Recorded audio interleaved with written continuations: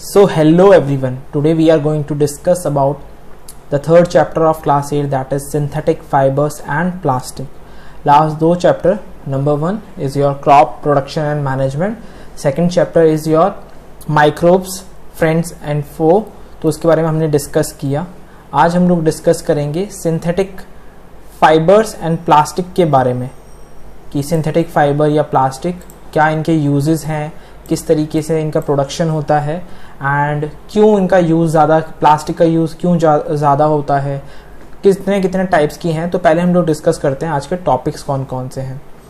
So today's topic for discussion is synthetic fibre, कि fibre क्या है और सिंथेटिक फाइबर क्या है, दोनों में डिफरेंस क्या है, बेसिकली सिंथेटिक फाइबर किसको बोला जा रहा है.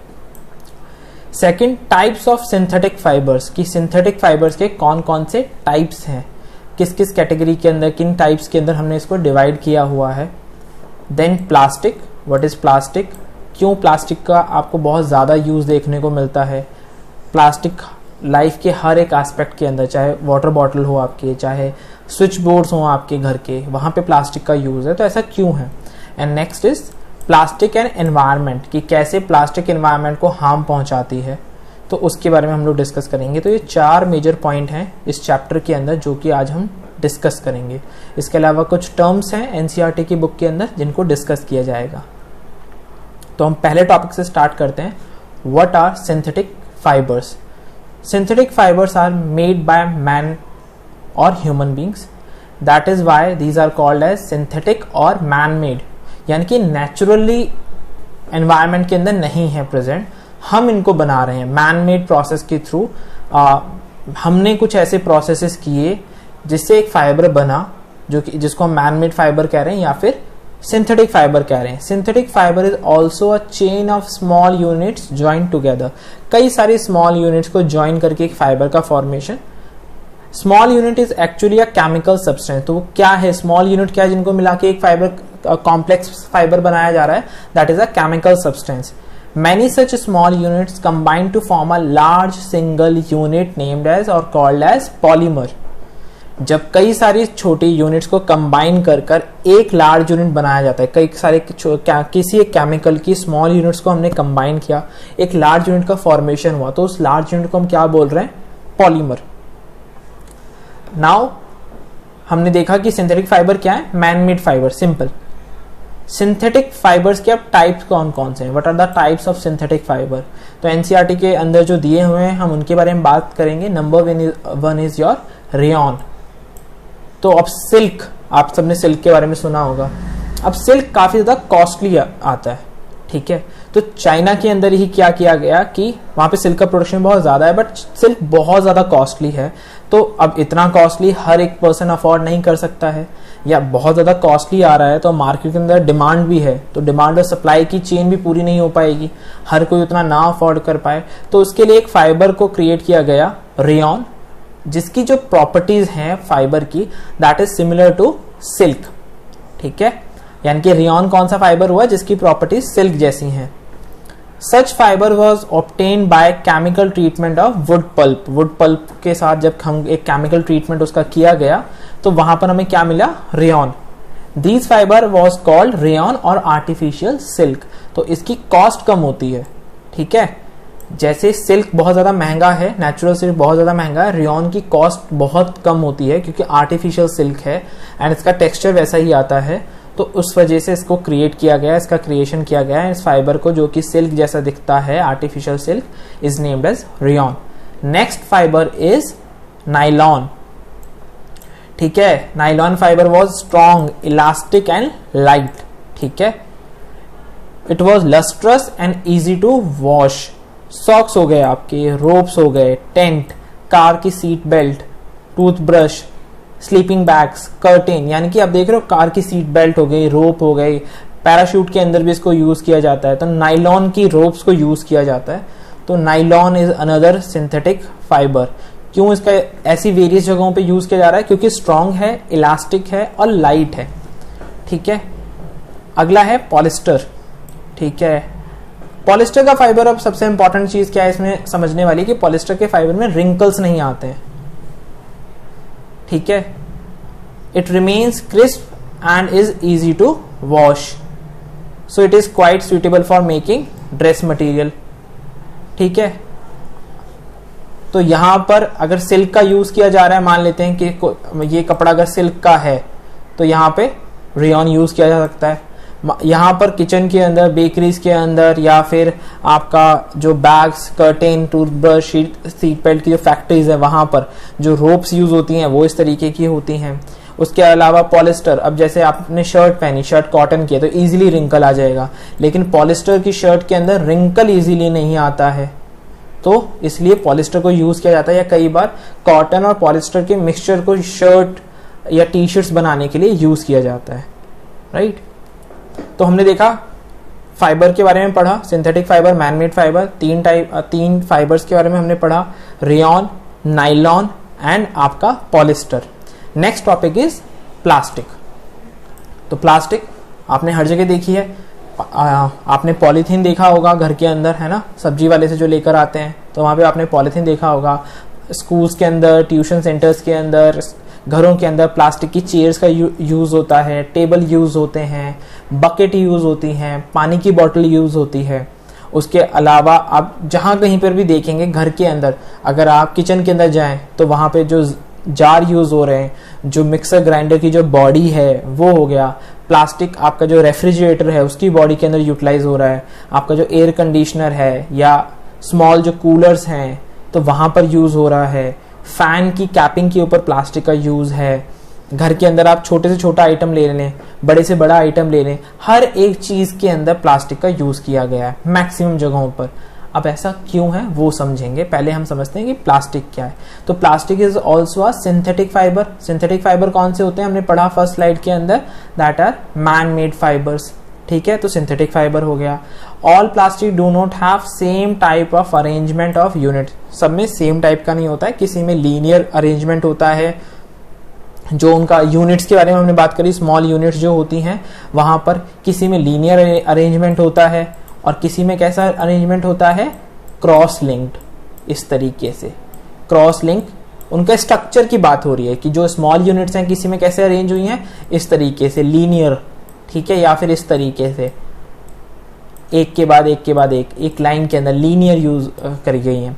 कहीं पर कॉम्प्लेक्स स्ट्रक्चर बनाना होता है तो कैसे यूज होती हैं ये यूनिट्स, इस तरीके से क्रिस क्रॉस मैनर के अंदर, इस तरीके से, जहां पर ये मॉलिक्यूल्स लीनियर इस तरीके से भी एक दूसरे से जुड़े हुए हैं और इस तरीके से भी जुड़े हुए हैं। ठीक है, तो क्रॉस लिंक्ड तरीके से भी हम लोग प्लास्टिक का फॉर्मेशन करते हैं। Plastic articles are available in all possible shapes and size as you can see. हमने डिस्कस किया ना, घर की हर छोटी से छोटी जगहों पर, जैसे वाटर बॉटल है तो ये देखो वाटर बॉटल है, प्लास्टिक की है। मोबाइल का कवर प्लास्टिक का है, मोबाइल की बॉडी कई सारे मोबाइल्स की प्लास्टिक की है। लैपटॉप के अंदर कीज जो यूज हो रही हैं, जो लैपटॉप की जो वायरिंग है उसके अंदर प्लास्टिक का यूज किया गया है। घर के अंदर इलेक्ट्रिकल इक्विपमेंट्स के अंदर प्लास्टिक का यूज है। तो हर जगह, छोटी से छोटी जगह और बड़ी से बड़ी जगह पे किसका यूज हो रहा है, प्लास्टिक का यूज हो रहा है। अब प्लास्टिक का यूज क्यों हो रहा है, उसका रीजन है क्योंकि इजीली भी मोल्डेबल है। ठीक है, बहुत आसानी से इसको शेप्स दी जा सकती हैं, can be shaped in any form. Chair बनानी है, चेयर बन गई, पॉलीथीन बनानी है, पॉलीथीन बन गई, बॉटल बनानी है, बॉटल बन गई, टेबल बनाना है, टेबल बन गया, कवर बनाने मोबाइल के बन गए। ठीक है, जो भी चीज बनानी है बहुत इजीली उसको मोल्ड किया जा सकता है, बहुत इजीली उसकी शेप चेंज करी जा सकती है, उसका फॉर्मेशन चेंज किया जा सकता है। दैट्स वाई प्लास्टिक बहुत ज्यादा जगहों पर यूज होती है। प्लास्टिक कैन बी रिसाइकल, यानी कि एक बार यूज हो गई तो उसको दोबारा यूज किया गया। जैसे पॉलीथीन को बार बार जब यूज किया जाता है तो फर्स्ट टाइम की जो पॉलीथीन होती है उसकी जो थोड़ा सा थिकनेस है वो ज्यादा होती है, एंड जो रिसाइकल होकर जो पॉलीथीन घरों में आती है उसकी थिकनेस धीरे धीरे कम होती चली जाती है। तो रिसाइकल किया जा सकता है, उसको रीयूज किया जा सकता है। जैसे कि पॉलीथीन को एक बार यूज किया, आप मार्केट लेकर गए और अगर उसके अंदर कोई भी खराबी नहीं है, कहीं से कोई छेद नहीं हुआ है, कहीं से कोई फटे ही नहीं है, तो क्या करेंगे, उसको हम दोबारा यूज कर सकते हैं। पानी की बोतल में से पानी निकाला, दोबारा यूज कर लिया, राइट, रीयूज किया जा सकता है। उसको कलर दिए जा सकते हैं, ठीक है, उसको डिफरेंट डिफरेंट कलर्स के अंदर बनाया जा सकता है, डिफरेंट डिफरेंट शेप्स के अंदर बनाया जा सकता है, तो मेल्ट किया जा सकता है। रोल्ड इनटू शीट्स, शीट्स के अंदर कन्वर्ट किया जा सकता है, और वायर्स, तो जैसे वायरिंग के अंदर भी इसका यूज किया जा सकता है। तो ये प्लास्टिक के वेरियस यूज हैं। That is why it finds such a variety of uses, क्योंकि अलग अलग जगहों पे जैसा भी उसका यूज है उस शेप और साइज के अंदर कन्वर्ट करके हम उसको यूज कर सकते हैं, right. Such plastic which get deformed easily on heating can be bent easily is known as thermoplastic। तो अब प्लास्टिक की भी दो कैटेगरी के अंदर प्लास्टिक को डिवाइड किया जाता है। तो number 1 category of plastic is thermoplastic, जहां पर आपकी जो प्लास्टिक है वो इजीली डिफॉर्म हो जाती है टेम्परेचर से। जैसे ये पॉलीथीन है, इसका टेम्परेचर, इसको थोड़ा सा भी टेम्परेचर दूंगा तो ये मेल्ट होनी शुरू हो जाएगी ऑन हीटिंग, तो इसको क्या बोलेंगे, थर्मोप्लास्टिक। तो polythene and PVC are some example of thermoplastic, यानी कि थर्मोप्लास्टिक के दो एग्जांपल हो गए पॉलीथीन और पीवीसी। जैसे आप टेम्परेचर देंगे तो उनकी शेप चेंज हो जाएगी, हीटिंग की वजह से वो बेंट हो जाएंगे, ठीक है। जो आपकी पीवीसी की पाइप होती है, जैसे आपके घरों के अंदर जो पानी की जो पाइप है, तो जब उसकी फिटिंग हो रही होती है, प्लम्बर उसकी फिटिंग कर रहा होता है, तो कहीं पर अगर वो पाइप फिट नहीं होती तो वो हल्का सा उसको हीट करता है ताकि उसका शेप और साइज चेंज कर सके, राइट। तो यहाँ पर polythene and PVC are the example of thermoplastics. These are used for manufacturing of toys, खिलौने बनाने के लिए, कॉम्स बनाने के लिए, वेरियस टाइप्स ऑफ कंटेनर, जो आप किचन में कंटेनर देखते हैं वहां पर इसको यूज किया जाता है थर्मोप्लास्टिक को। Next type of plastic is thermosetting plastic. अब थर्मोसेटिंग प्लास्टिक कौन सी होती है, some plastic which when molded once can't be softened by heating, these are called thermosetting plastic। यानी कि एक बार अगर शेप और साइज बन गया तो उसको चेंज करने के लिए बहुत ज्यादा हीट की रिक्वायरमेंट होती है या फिर वो चेंज ही नहीं होता है। फॉर एग्जाम्पल बैकेलाइट, तो आजकल के जो गेट हैं आपके घरों के अंदर जो गेट लगते हैं, पहले वुडन गेट यूज होते थे, आयरन गेट यूज होते थे, आजकल बैकेलाइट से भी गेट बनते हैं। तो ये आपका टर्माइट फ्री होता है, ये टेम्परेचर फ्री होता है, ये मॉइस्चर फ्री होता है, तो ज्यादा लंबा चलता है। तो Bakelite is the example of thermosetting plastic. And second example is melamine. Bakelite is poor conductor of heat and electricity. It is used for making electrical switches, handles of various utensils. यानी कि आपके switches किससे बने हैं, thermosetting plastic से। जो आपका pan है किचन के अंदर, राइट, या फिर आपका तवा है या कुछ भी है जिसका हैंडल है पीछे, तो आपने देखा है कि उसके ऊपर एक प्लास्टिक का कवरिंग होता है ताकि हम मम्मा या आप अगर यूज कर रहे हैं उसको तो आप आसानी से उसको होल्ड कर सकें। अब वो जो प्लास्टिक है वो कौन सी प्लास्टिक है, थर्मोसेटिंग प्लास्टिक। क्योंकि अगर इजीली मोल्ड हो जाएगा हीट पे तो वहां मोल्ड हो जाएगा, तो आप यूज कैसे कर पाओगे, इसीलिए वहां पे थर्मोसेटिंग प्लास्टिक को यूज किया जाता है। Melamine is versatile material. It resists fire and can tolerate heat better than other plastic. ये versatile material है और ये फायर को भी रेजिस्ट करता है। तो फ्लोर की टाइल्स हो गई, आपके किचन वेयर हो गए, या फैब्रिक जो फायर रेजिस्टर होते हैं वो किससे बनते हैं, मेलामाइन से। अब plastic as material of choice, कि भाई साहब अब हम यूज क्यों कर रहे हैं प्लास्टिक को इतना ज्यादा, because plastic is very light, हल्की है, स्ट्रॉन्ग है, हमने देखा हीट पे भी नहीं जा रही है, ड्यूरेबल है, ज्यादा लंबे टाइम तक चलेगी, अलग अलग शेप और साइज दी जा सकती है और वेरियस पर्पस के लिए यूज करी जा सकती है। इसलिए प्लास्टिक का मल्टीपल यूज है, इसलिए प्लास्टिक को हर जगह यूज किया जाता है। और दूसरा क्या कारण है, इकोनॉमिकल है, चीपर है मेटल की जगह। जहां पे हमें कोई मेटल यूज करना पड़ेगा, जहां पे हमें कोई नॉन मेटल यूज करना पड़ेगा, कुछ और यूज करना पड़ेगा, वहां पे हम क्या यूज कर रहे हैं, प्लास्टिक का यूज कर रहे हैं, ठीक है। बोर्ड बनाना है, स्विच बोर्ड बनाना है, देखना पड़ेगा कि क्या लगाएंगे जिससे जो इलेक्ट्रिसिटी को पास ना करे, जो हीट रेजिस्टेंट हो, जो कि टेम्परेचर रेजिस्टेंट हो, तो क्या करें, हमें सोचना पड़ेगा। कोई मटेरियल निकल कर भी आता है, उसको यूज करेंगे तो वो एक्सपेंसिव होगा बेसिकली। प्लास्टिक में ऐसा नहीं है, प्लास्टिक बहुत चीपर है, ठीक है। तो प्लास्टिक को इजीली यूज किया जा सकता है and poor conductor of heat and electricity है। तो आपके किचन के अंदर, आपके स्विच बोर्ड के अंदर, इलेक्ट्रिकल आइटम्स के अंदर, आपका टीवी, आपका फ्रिज, आपका लैपटॉप, कंप्यूटर, मैक्सिमम जगहों के अंदर प्लास्टिक का यूज है क्योंकि इलेक्ट्रिसिटी से रेजिस्ट करता है, हीट को रेजिस्ट करता है। That is why electrical wires है प्लास्टिक कवरिंग। ये आपको दिख रही है प्लास्टिक कवरिंग क्यों है यहाँ पे, क्योंकि पुअर कंडक्टर ऑफ इलेक्ट्रिसिटी है, इलेक्ट्रिसिटी पास ही नहीं होगी, करंट नहीं लगेगा, तो वहां पे एक जो डेंजर है वो खत्म हो जाता है। और हैंडल ऑफ स्क्रू ड्राइवर, कि जब भी आपके घर में इलेक्ट्रिशियन आता है, वो कोई भी इलेक्ट्रिसिटी का काम करता है, तो उसके पास स्क्रू ड्राइवर है जिसके एंड पे ग्रीन कलर का या ऑरेंज कलर का एक प्लास्टिक कवरिंग है। वो क्यों है? ताकि उसको करंट ना लगे। तो वो विदाउट इलेक्ट्रिसिटी कट किए हुए भी घर में क्या काम करता है? काम करता रहता है। क्यों? क्योंकि उसको पता है कि इससे करंट तो पास नहीं होगा। That is why plastic as a material of choice use किया जाता है। अब हमने देखा कि प्लास्टिक एंड एनवायरनमेंट के बारे में अब हम बात करेंगे कि प्लास्टिक को तो हमने देख लिया कि ठीक है, लेकिन एनवायरनमेंट पे क्या इसका असर है। तो वेस्ट प्रोड्यूस होता है बेसिकली। अब वेस्ट दो प्रकार का होता है, वन इज ऑर्गेनिक, ठीक है, जो लिविंग बीइंग से आता है, ठीक है, और दूसरा नॉन ऑर्गेनिक। ऑर्गेनिक में क्या होता है? डेड डिकेइंग मैटर हो गया, किसी ऑर्गेनिज्म की डेथ हो गई वो हो गया, किसी ऑर्गेनिज्म का एक्सक्रीटरी प्रोडक्ट हो गया, तो वो क्या है? बायोडिग्रेडेबल है, इजीली उसको एनवायरनमेंट के अंदर चेंज किया जा सकता है, उसको एनवायरनमेंट के अंदर लेकर जाया जा सकता है, ठीक है। तो बायोडिग्रेडेबल है वो, यहाँ पे ऑर्गेनिक मैटर बायोडिग्रेडेबल है। लेकिन प्लास्टिक भी एक तरीके का वेस्ट है, क्योंकि जो प्लास्टिक काम की नहीं है, मान लेते हैं आपका टीवी खराब हो गया, आपके मोबाइल का कवर पुराना हो गया, या आपका पैन जो आपका किचन में है वो आपने अब यूज में नहीं लेना, आपका लैपटॉप पुराना हो गया, वाटर बॉटल अब आपको फेंकनी है, 2 या 3 साल से यूज कर रहे हैं, अब आपको चेंज करनी है, तो क्या करोगे? आप फेंक दोगे प्लास्टिक को। लेकिन यहाँ पे बेटा एक पॉइंट है कि प्लास्टिक इज नॉन बायोडिग्रेडेबल, यानी कि अपने आप वो एनवायरनमेंट से खत्म नहीं होती है। ऑर्गेनिक मैटर तो बैक्टीरिया या जो भी आपके माइक्रोब्स हैं वो उसके ऊपर एक्ट करते हैं, उसको डिकम्पोज कर देते हैं, बट प्लास्टिक के साथ ऐसा नहीं है, वो डिकम्पोज नहीं होती, वो हजारों सालों तक एनवायरनमेंट में रहती है। तो अब इसका सॉल्यूशन क्या है? तो इसका सॉल्यूशन देखते हैं। इसका एक मेजर सॉल्यूशन है रिड्यूस।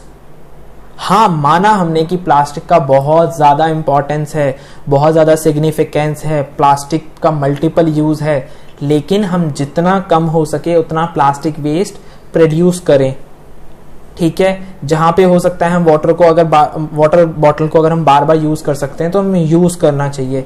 जहां पर भी हमारे पास पॉलीथीन है हम उसको यूज करें, या फिर अगर पॉलीथीन है तो हम उसका यूज ही बंद कर दें। अगर हम मार्केट जा रहे हैं तो हम घर से बैग लेकर जाएं, तो इससे क्या होगा? प्लास्टिक, जब वो दुकान वाले भैया आपको कोई भी सामान देंगे तो आप कहोगे नहीं मुझे प्लास्टिक बैग नहीं चाहिए, मैं अपना बैग लेकर आया हूं। इससे प्लास्टिक का जो यूज है वो कम होगा, तो आप रिड्यूस करेंगे यूज को।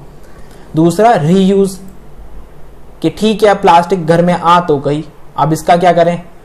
कल से रिड्यूस कर देंगे, अब इसका क्या करें? जो घर में है तो हम उसको रीयूज कर सकते हैं, उसके कुछ कंटेनर्स बना सकते हैं, लाइक पेंसिल स्टैंड आपने बना लिया, या इस तरीके से आजकल प्लास्टिक बैग्स बॉटल्स को यूज किया जा रहा है प्लांट्स को ग्रो करने के लिए। घरों के अंदर जहाँ पे स्पेस कम होती है वहां पे आप इसको हैंग कर सकते हैं, तो इसमें ग्रो कर सकते हैं। और भी, या फिर इसका कोई डेकोरेटिव आइटम बनाकर रख सकते हैं, तो इसको हम लोग रीयूज कर सकते हैं कि एक बार अपने पर्पस के लिए यूज हो गया, अब हम इसको रीयूज कर रहे हैं किसी अनदर पर्पस के लिए। हम इसे फेंक नहीं रहे, हम इसका वेस्ट नहीं बना रहे, हम इसको रीयूज कर रहे हैं। Another thing is recycle. अब रिसाइकल जैसे पेपर वेस्ट है तो उसको हम लोग क्या कर सकते हैं? उससे हम कुछ ना कुछ बना लेते हैं। पेपर वेस्ट हुआ, उससे हमने कुछ बना लिया। प्लास्टिक से भी हम कर सकते हैं कि बहुत अच्छी क्वालिटी का प्लास्टिक था, हमने रिसाइकल करके उसे टूथब्रश बना लिए। बहुत अच्छी क्वालिटी का प्लास्टिक था, हमने उसको रिसाइकल करके मोबाइल्स के कवर बना दिए, ठीक है। जो प्लास्टिक आपका रेफ्रिजरेटर से या फिर एसी से निकला, हाई क्वालिटी प्लास्टिक था, हमने कन्वर्ट करके उसके कंटेनर बना दिए, तो हमने उसको रिसाइकिल कर लिया, ठीक है, रीयूज कर लिया, एक तरीके से नया एक शेप और साइज दे दिया, और जिसकी वजह से उसका यूटिलाइजेशन हो गया और वो वेस्ट मटेरियल में कन्वर्ट नहीं हुआ। तो हम इन प्रोडक्ट्स को, प्लास्टिक को क्या कर सकते हैं? हम उसको किसी और चीज के अंदर कन्वर्ट भी कर सकते हैं। ये बॉटल्स बना लिया आपने, ठीक है, इस तरीके से कॉस्मेटिक की बॉटल्स आती है वो बन गई, कंटेनर्स बन गए, ठीक है, या जो भी कॉस्मेटिक इंडस्ट्री के अंदर यूज होने के लिए बहुत अलग अलग तरीके के कंटेनर्स चाहिए होते हैं वो बन गए। आपके मोबाइल कवर, जो लो क्वालिटी इलेक्ट्रिकल वायर्स होती हैं जो कि आपके स्कूल प्रोजेक्ट्स वगैरह के अंदर यूज होते हैं, तो वहां पे उसका यूज हो गया। तो इस तरीके से हम उसको रिसाइकल कर सकते हैं। रीयूज, रिड्यूस एंड रिसाइकल के मेथड से हम क्या कर रहे हैं, हमें क्यों करना है? बिकॉज मदर अर्थ पे जितना ज्यादा प्लास्टिक का वेस्ट बढ़ेगा, ठीक है, प्लास्टिक को डिकम्पोज होने में काफी टाइम लगता है, और एक बार अगर प्लास्टिक की लेयर, उस मान लेते हैं ग्राउंड है, वहां पे प्लास्टिक का वेस्ट आप डंप कर रहे हैं, करते करते करते वहां पे एक लेयर आ गया। अब जब बारिश आ रही है वो ग्राउंड में जा ही नहीं रही, वो वहीं पर है, ग्राउंड में वाटर गया ही नहीं, तो क्या होगा, ग्राउंड वाटर का लेवल डाउन आएगा, पानी की कमी होगी। और क्या होगा, पानी वहां इकट्ठा होगा तो वहां पे डिजीज हो सकती हैं, लाइक मॉस्किटो आएगा तो वहां पे डेंगू मलेरिया उस एरिया में देखने को मिलेगा। और क्या होगा, प्लास्टिक का वेस्ट है वो तो डिकम्पोज हो ही नहीं रहा, तो अब मिनरल वाटर या कुछ भी आ रहा है तो ग्राउंड में नहीं जा रहा, तो आपकी सॉइल भी खराब हो रही है। ठीक है, वहां पे वेस्ट होने की वजह से क्या है कि वो अब एनवायरनमेंट से गया नहीं, वेस्ट बढ़ता जा रहा है। तो आपने देखा होगा जब आप दिल्ली की साइड जाते हो या आप जब हरियाणा वाली साइड पे जाते हो, पंजाब चंडीगढ़ वाली साइड पे जाते हो, तो वहां पे बहुत बड़े बड़े आपके गार्बेज के ना माउंटेन्स बने हुए हैं, बहुत बड़े बड़े। क्यों बने हुए हैं, मैक्सिमम उसमें प्लास्टिक है, क्योंकि वेस्ट अगर खत्म नहीं होगा तो क्या होगा कि वहां पे डंपिंग ग्राउंड बनते जाएंगे, डिजीज फैलेंगी, एनिमल्स आएंगे, इंसेक्ट्स आएंगे, वहां पे माइक्रोब्स आएंगे, जिसकी वजह से एनवायरनमेंट के अंदर आपको पॉल्यूशन देखने को मिलेगा, जिसके वजह से एनवायरनमेंट के अंदर आपको वेरियस डिजीज देखने को मिलेंगी, कम्युनिकेबल डिजीज देखने को मिलेंगी। एंड इस वजह से अर्थ पे भी इसका एक इफेक्ट होता है कि बहुत ज्यादा यहाँ पे आप कचरा कर रहे हैं, वहां से अर्थ वार्मिंग, ग्लोबल वार्मिंग हो रही है, टेम्परेचर भी राइज हो रहा है, तो सारी तरीके से हम अर्थ को हार्म कर रहे हैं। एंड अल्टीमेटली बेटा हमें अर्थ पे ही रहना है, तो अर्थ को प्रोटेक्ट करना हमारी रेस्पॉन्सिबिलिटी है। तो that's why we will reuse plastic, हम अपने यूज कम रिड्यूस करेंगे, यूज ऑफ प्लास्टिक, एंड हम प्लास्टिक को रिसाइकल करेंगे, right. So this is all about this chapter. इस चैप्टर में इतना ही था, वेरियस पॉइंट जो भी डिस्कस करने वाले थे वो यही पॉइंट्स थे। आपका सिंथेटिक फाइबर क्या है, प्लास्टिक क्या है, सिंथेटिक फाइबर के नाइलॉन, रेयॉन एंड पॉलिस्टर के बारे में दिया हुआ है एनसीईआरटी के अंदर। प्लास्टिक एंड एनवायरनमेंट का क्या रिलेशन है, एंड कैसे हम प्लास्टिक के यूज को कम कर सकते हैं by 3 Rs, reduce, reuse and recycle. तो ये 5 पॉइंट्स इस पूरे चैप्टर के मेजरली थे जो हमने डिस्कस किए। Now your chapter is complete theoretically. इसके नोट्स और इसकी एक्सरसाइज में जो क्वेश्चंस हैं और इनसाइड द एनसीईआरटी जो क्वेश्चन हैं, जो आपकी बीच बीच में क्वेश्चंस हैं एनसीईआरटी के, वो हम आने वाली वीडियोस में कवर करेंगे। टिल देन पढ़ाई करो एग्जाम के लिए, एंड जो भी कंटेंट है वो आपको मिलता रहेगा, सो दैट कि आपकी प्रिपरेशन बहुत अच्छे से हो। Now go and study, and आप जो भी अचीव करना चाहते हैं, जो भी आपकी लाइफ का गोल है उसे अचीव करें। Till then thank you so much, see you in next video. Till then, bye bye.